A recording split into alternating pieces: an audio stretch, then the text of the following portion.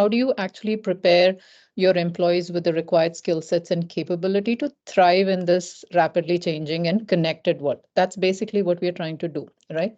Now, if that is our requirement, we have, I mean, 10,000 things available through social media, YouTube. There's so many things which is available for our employees to go ahead and learn, right? How do I ensure that they learn what is required for an organization and for their career aspirations is something which we have to design, right?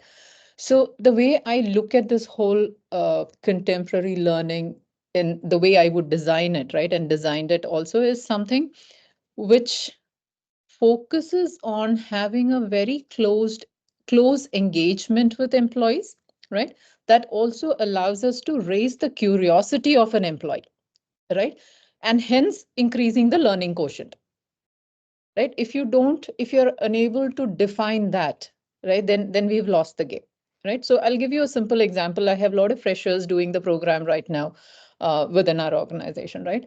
And when we did an induction, they just joined us 2 months ago. So when they joined us, right, one of the common questions which we expected and we also were prepared to answer is, now we have Devin, right? What do we do, right? Why do we need freshers? I mean, that's pretty much the question, right? Because Devin is definitely a bare basics software engineer who could do whatever a fresher could do.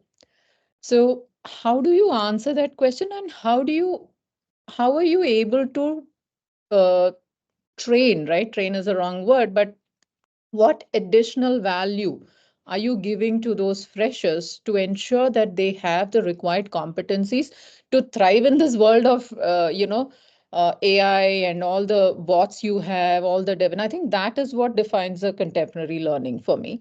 And the way we solve that, right, or the way we went back and expressed or gave answer to our freshers is, guys, at the end of the day, you still need somebody to drive Devin, right? Devin can do all the things, but how do you ask the right question itself has become a challenge. You have ChatGPT today. The problem is you ask garbage, you get garbage, right? So unless and until you ask the right questions, what you really want, you don't get it.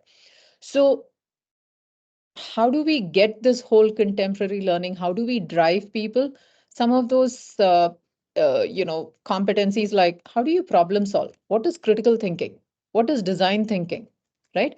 So on the spot thinking, these are some things which an Devin or an AI would not be able to do it. For that, you need to do it. So I think for me, that's basically definition of a contemporary learning. And I think I completely go with Vidya what she said, right? And one of the key things, and you also spoke about the Deloitte's research, which says only 1% of people have time to, which is true, right? Even though they have so much time to keep looking at the Twitter or Facebook and all of that, but they still have just 1%. So I think if we can streamline some of those, we should be able to achieve what we want to achieve. Helpful perspectives that I've received, and I also realize that our world realities are very different.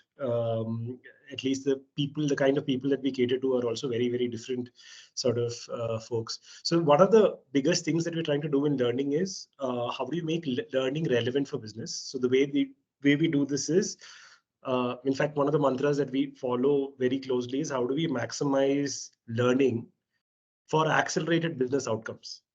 So any business would have been achieved finding a lot more mistakes and then learning from those mistakes and figure out. But how do we accelerate?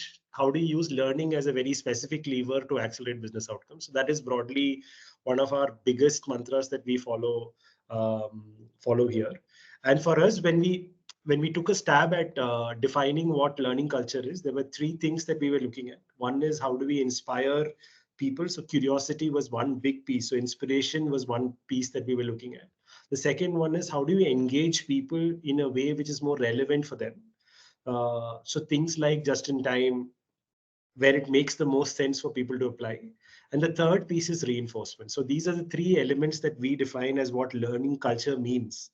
And how do we continue? How does learning stay? Learning is not taken outside, like information is available out there. I think Lekha spoke about this. There is enough and more ways of which people learn. Uh, but everybody, no matter how the learner is, everybody ends up coming out with a business outcome that they are expected to do, right? So how do we help them?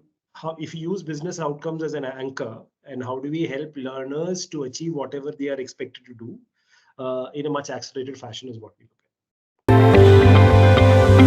at.